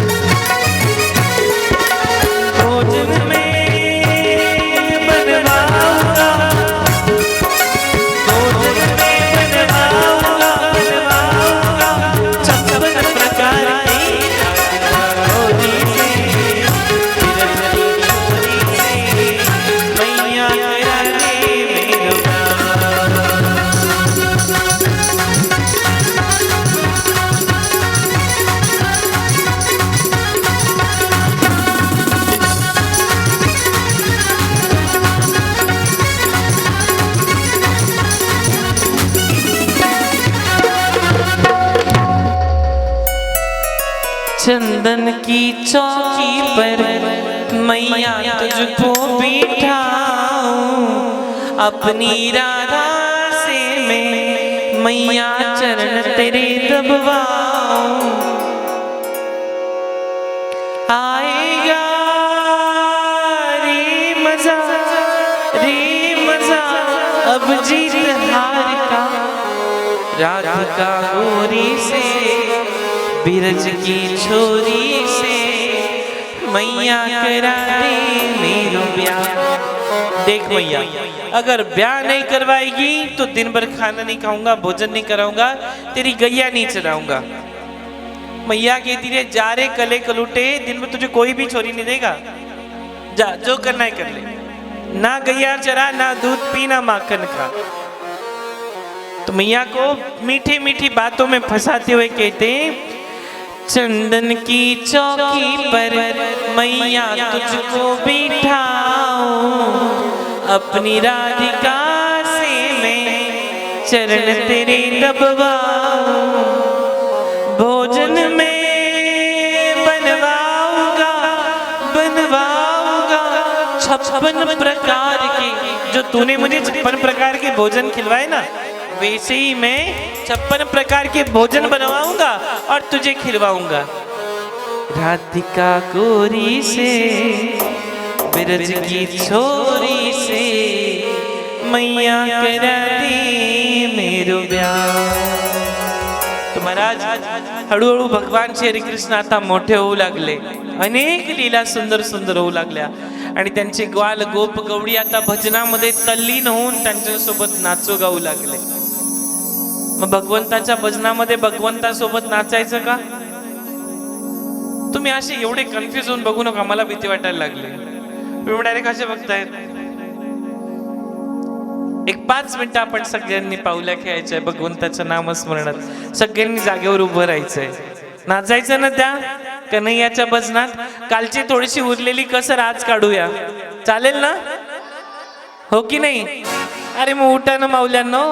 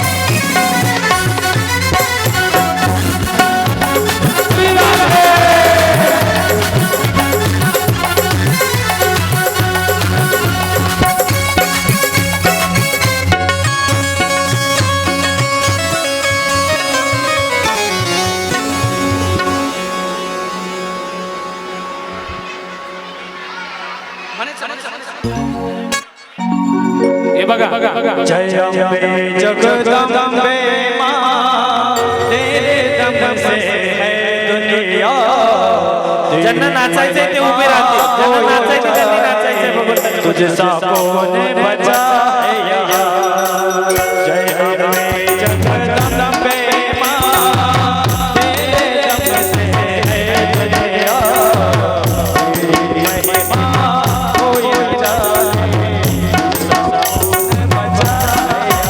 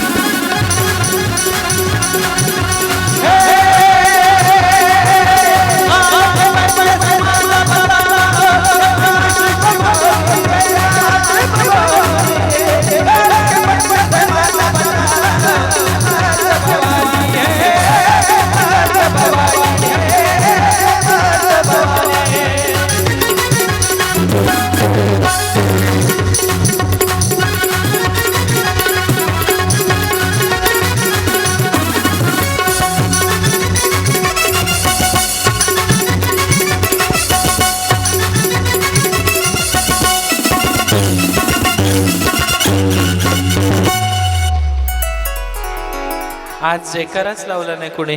राधे राधे. एकदा सर्वांनी हात वरती करायचे. जे झोपले खरंच त्यांच्यापर्यंत आवाज जाईल ना. राधे राधे राधे राधे. हर हर हर हर. किशन कन्हैया लाल की, श्याम प्यारे की, राधा रानी सरकार की. महाराज भगवंताचा अगणित असा आनंद इथे घेतला गेलाय. आणि श्री परांबा शक्ती परमपुरुष भगवान, तदनंतर श्री ब्रह्माजींचे 5 पुत्र वशिष्ठ मुनी आणि यांचे पुत्र शक्ती मुनी. शक्ती मुनींची पत्नी ही अदृश्यंता. लक्ष देऊन ऐका. परमपूज्य भगवान, तदनंतर परांबा शक्ती यांचे वंश अर्थातच ब्रह्मदेव, ब्रह्मदेवाचे पुत्र वशिष्ठ मुनी, वशिष्ठ मुनींचा मुलगा शक्ती मुनी, शक्ती मुनींची पत्नी अदृश्यंता, अदृश्यंता यांचा पुत्र पराशर मुनी आणि यांची पत्नी मत्स्यगंधा. पराशर आणि मत्स्यगंधा यांच्यापासून जो उत्पन्न झाला श्री विष्णू अवतार कृष्ण द्वैपायन श्री वेदव्यासजी महाराज. श्री कृष्ण द्वैपायन महर्षी यांची पत्नी बिटिका यांच्या गर्भातून जे उत्पन्न झाले त्यांचं नाव आहे श्री शुकदेव मुनी महाराज. आणि श्री शुकदेव मुनी महाराज यांनी राजा परीक्षितीला ही श्रीमद भागवत कथा ऐकवली आहे. शुकमुनी महाराज यांची पत्नी पिवरी ही पितरांची कन्या आणि याच्यापासून यांना 5 पुत्र झाले. 4 पुत्र आणि 1 कन्या. कृष्ण, गौरप्रभा, पुरी आणि देवश्रुत आणि पिवरी असे हे 5 मुलं. पुढे परमपूज्य श्री वेदव्यासजी महाराज यांची आई मत्स्यगंधा हिचा विवाह राजा शंतनूशी झाला आणि शंतनू राजा यांची पहिली पत्नी गंगा माता हिच्यापासून यांना 8 पुत्र झाले. पण ते पुत्र माता गंगेने स्वतःमध्ये स्वजलामध्ये प्रवाहित केले, स्वतःमध्ये सोडले. आणि त्यामधला एक पुत्र म्हणजे भीष्म पितामह. त्यानंतर शंतनू आणि मत्स्यगंधा यांचा विवाह झाल्यानंतर यांच्यापासून प्रथमतः चित्रांगद आणि विचित्रवीर्य हे जन्माला आले. चित्रांगद हा गंधर्व युद्धामध्ये मरण पावला. विचित्रवीर्याची पत्नी अंबिका आणि अंबालिका. 7 वर्ष संसार करूनही राहिल्यानंतर पुत्र न झाल्यामुळे विचित्रवीर्य याला क्षयरोग झाला, अर्थातच टीबीचा आजार. आणि त्या आजारामुळे हा मरण पावलाय. आणि पुढे विचित्रवीर्याची पत्नी अंबिकाचा पुत्र हा धृतराष्ट्र झाला. याची उत्पत्ती श्री वेदव्यास महाराजांपासून नियोग विधीमुळे झाली. पुढे अंबालिकेपासून पांडू याचा जन्म झाला आणि अंबिकेची दासी, तिचं नाव होतं सुद्री पराशमी, हिच्यापासून विदुर काका यांचा जन्म झाला. धृतराष्ट्र यांची पत्नी गांधारी हिच्यापासून 100 पुत्र जन्माला आले. आणि महाराज पांडू यांचे 2 पत्न्या माद्री आणि कुंती यांच्यापासून अगदी कामाच्या वशीभूत झाल्यामुळे राजा पांडूची ही मृत्यू झाली. आणि सूर्यदेवाच्या आशीर्वादामुळे पुढे कुंती आणि माद्री यांना 5 पुत्र झाले. त्यानंतर अंबिका, अंबालिका आणि मत्स्यगंधा अर्थातच माता सत्यवती, वेदव्यास यांनी त्यांना उपदेश केला आणि वनामध्ये जाऊन राहायला सांगितलं. आणि त्या 3 महाराण्या वनामध्ये जाऊन भगवंताचं तप करू लागल्या. उपदेश करून हस्तिनापूर सोडलं आणि 3घांना घेऊन तपोवनाच्या मार्गाला निघून गेले. पुढे अर्जुनाचा विवाह सुभद्रा मातेशी झाला. त्यांच्यापासून अभिमन्यू याचा जन्म झाला. अभिमन्यूचा विवाह उत्तरेशी झाला. युधिष्ठिर आणि द्रौपदी यांच्यापासून प्रतिबिंब नावाचा एक मुलगा जन्माला येतो. भीम आणि द्रौपदी यांच्यापासून सुत सोम नावाचा मुलगा जन्माला येतो. अर्जुन आणि द्रौपदी यांच्यापासून श्रुतकर्म नावाचा मुलगा जन्माला येतो. सहदेव आणि द्रौपदी यांच्यापासून श्रुतेस नावाचा मुलगा जन्माला येतो. नकुल आणि द्रौपदी यांच्यापासून शतनिक असा नावाचा मुलगा जन्माला येतो. त्यानंतर अभिमन्यू आणि उत्तरा यांच्यापासून या राजा परीक्षितीचा जन्म झालाय आणि या राजा परीक्षितीला 4 मुलं होती, श्रुतसेन, भीमसेन, उग्रसेन आणि जन्मेजय. जन्मेजयाची पत्नी वपुष्ठमा हिच्यापासून अनेक पुत्र झाले आणि याच जन्मेजयाने आपल्या वडिलांच्या उद्धारासाठी एक कथा लावली. तिचं नाव होतं देवी भागवत कथा आणि आपण जी ऐकतोय ती श्रीमद भागवत कथा. या अशा प्रकारे या परीक्षिती राजाने आपल्या जीवनाचा उद्धार करून घेण्यासाठी श्रीमद भागवत कथा ऐकली. का तर इथे कलिकाल कलियुगामध्ये जन्माला आल्यानंतर प्रत्येक मनुष्याचं मरण हे ओढावणार आहे, कारण मृत्यू हे अटळ सत्य असल्या कारणाने इथे प्रत्येकाला मरावं लागणार आहे. म्हणून भगवंताचं सानिध्य प्राप्त करून त्या सुंदर अशा परीक्षिती राजाचं वैराग्य प्राप्त झालेलं आहे आणि त्याने सर्वस्व सोडून भगवंत गुरु असं या श्रीहरी कृष्णांचं स्वरूप धारण केलंय. स्वतःमध्ये श्रीहरी कृष्णाला आपला स्वतःमध्ये विलीन केलेलं आहे. कारण काही गोष्टींचा विचार न करता जेव्हा आपण त्या गोष्टी घडवून आणत असतो तेव्हा आपल्याला त्याचं दुःखच होत असतं. म्हणून सत्पुरुषांची जी लक्षणं आहे, जी महती आहे, ती सांगणारी कथा म्हणजे श्रीमद भागवत कथा. आई वडिलांचे संस्कार शिवाय संतती चांगली होऊ शकत नाही. ज्या मायबापांचे संस्कार चांगले असतात त्यांचीच संतती चांगली असते, जी दुसऱ्यांच्या माय बहिणींवर चांगली नजर ठेवतात, वाईट नजर नाही, ती संतती चांगली. ज्या मुली आपल्या आई वडिलांची इज्जत, आपल्या आई वडिलांचा मान राखतात, ज्यांच्या संस्कारांची देवाणघेवाण चांगल्या पद्धतीने करतात, ती संतती चांगली. पुत्र व्हावा ऐसा गुंडा ज्याचा तिन्ही लोकी झेंडा, कुळी कन्या पुत्र होती जे सात्विक तयाचा हरीक वाटे देवा. आनंद वाटतोय देवाला की ज्या कुळामध्ये चांगले लेकरं, चांगल्या संस्कारांचे लेकरं जन्माला आलेत, की जे संस्कार धर्महीन मायबाप आहेत ते चांगले संस्कार कधी देऊ शकत नाही. जे स्वतः संस्कारांच्या हीन आहेत ते चांगले संस्कार देऊ शकत नाही. म्हणून अशा ठिकाणी आपला नूर गमवायचा नसेल, जननी जने तो भक्त जने, या दाता या सूर नाही तो काही गवावे नूर. म्हणून पुत्र असा जन्माला घाला की ज्याच्या हातात झेंडा भगवा असला पाहिजे, पक्षाचा नसला पाहिजे. म्हणून भगवंताची विरक्ती आणि महात्म्यांच्या भेटीसाठी देव सुद्धा आतुर असतो. आपण ज्या पद्धतीने देवाची भक्ती करतो, आत्मज्ञान ज्या वेळेस आपल्याला होतं त्यावेळेसच भगवंत आपल्याला भेटतोय. अनेक महात्म्य भगवंताची सांगितल्या गेली. विषयासक्त असलेल्या माणसाला अगणित स्त्रिया, अगणित पैसा सुद्धा कमी पडत असतो. म्हणून संतांची महिमा गायला गेली. आपल्या आईवडिलांनी हेडसांड करून सुद्धा आपल्याला जर वागवलेलं असेल तर उदाहरणार्थ की मुलं सुद्धा आपल्या आईवडिलांना तसंच वागवतात. कारण जे बी तुम्ही आज पेरताय ते उद्या उठून तुमच्या पद्धतीने तुमच्या समोर उभं राहणार आहे. मूर्खांना बांधणं किंवा बांधणं, बंधन म्हणजे नातं आणि बांधणं म्हणजे त्यांना पकडून ठेवणं, ते समजत नाही. त्यातून ते नेहमी सुटण्याचा प्रयत्न करत असतात. कारण सहज जरी आपण मनामध्ये विचार केलाय की आमच्या आयुष्यामध्ये भगवंतच का असला पाहिजे, तर का एका राज्यात नव राजा नियुक्त करण्यात आला आणि त्याने नवीन कायदे करायचे विचार आता सर्वांच्या मनामध्ये रुजवलाय. 20 कलमी कार्यक्रम त्याने तयार केला आणि त्यांनी त्यातलं पहिलं कलम होतं की सर्व कैद्यांना तुरुंगातून सोडून द्यायचं. प्रधान म्हणाला, राजे तुम्ही काही करा पण काही माझा सल्ला घ्या, माझे केस पिकले आहेत. राजा म्हणाला, पहिल्या कलमाबद्दल आपलं काय मत आहे? प्रधान म्हणाला, सर्व कैद्यांना एकदम तुरुंगातून सोडलं तर गोंधळ होईल. कैदी चांगले नाहीत म्हणून आपण त्यांना तुरुंगात डांबून ठेवलं आहे. आपण असं करू, एक बोर्ड लावू, नवीन राजे आले आहेत, ज्याला पाहिजे ते मिळेल, जशी ज्याची इच्छा तशी पूर्ण करू. राजा मूर्ख होता ना, त्याने मान्य केलं. ही कल्पना त्या राजाला आवडली आणि 3 तुरुंगात गेले. बोर्ड लावलं, ज्याला जे पाहिजे ते मिळेल. राजा स्वतः हजर होता. टेबल घेऊन लेखणी करायला एक लेखनिक बसला आणि 1000 कैदी अगदी ओळीत एका रांगेत उभे केले.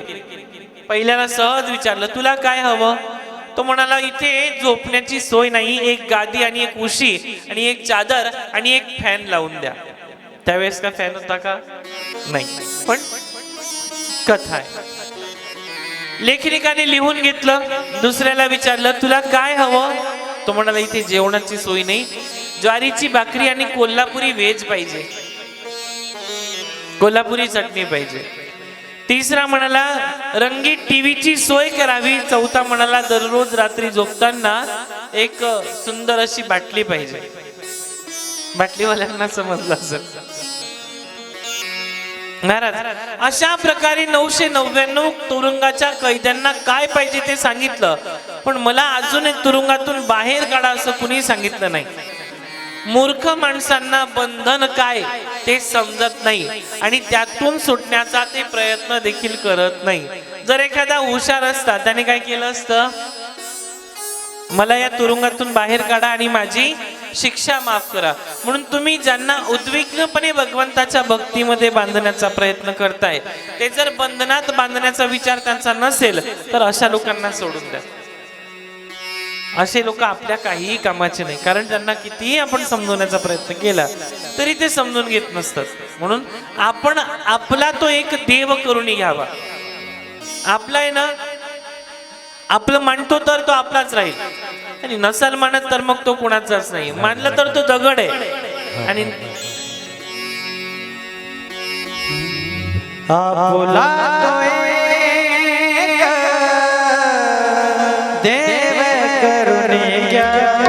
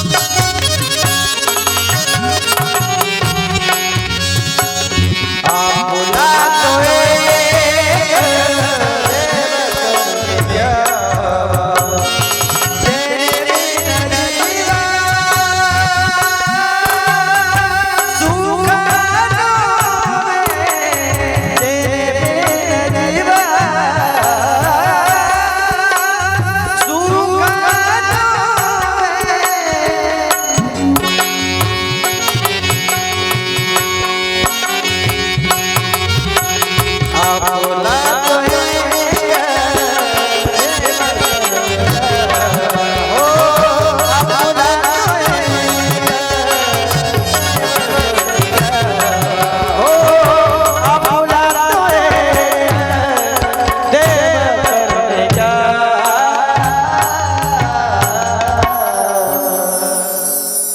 मूर्ख संग ना कीजिए लोहा जली न तिराई, कदली सीप भुजंग मुख एक बूंद ती पाई. मूर्खांची संगती आपण केली नाही पाहिजे. का? कारण मूर्ख संगती दुःखाची समस्या आहे आणि अशांतीचं कारण आहे. एक लोखंडाचा दाना जर पाण्यामध्ये तरू शकला असता तर त्याचं काही झालं असतं. मूर्खाची संगतीने काही लाभ होत नाही. म्हणून स्वाती नक्षत्राचा बिंदू जर केळीच्या पानावर पडला तर त्याचं कपूर बनत असतं आणि तेच स्वाती नक्षत्राचं बिंदू जर शिंपल्यामध्ये पडलं तर त्याचा मोती बनत असतो आणि तेच स्वाती नक्षत्राचं बिंदू जर सापाच्या तोंडात पडलं तर त्याचं विष बनत असतं. बिंदू तोच आहे की नाही, पाण्याचा थेंब तोच आहे, पण त्याने केलं काय? त्याने केलं काय? पडताना मात्र आपली जागा बदलली. त्याला मोतीही होता आलं, त्याला विषही होता आलं आणि त्याला कपूरही होता आलं. जळायचं असं की कपूर होऊन जळायचं. भगवंतालाच नाही तर आपल्याला सुद्धा शीतलता वाटली पाहिजे. म्हणून भगवंताचं सानिध्य प्राप्त झालं पाहिजे, हे फार महत्वाचं आहे मायबाप. आणि अशा ठिकाणी भगवंत प्रत्येक वेळी सांगता की मूर्ख संग ना कीजिए. मूर्खाची संगती कधीच नाही पाहिजे आपल्याला.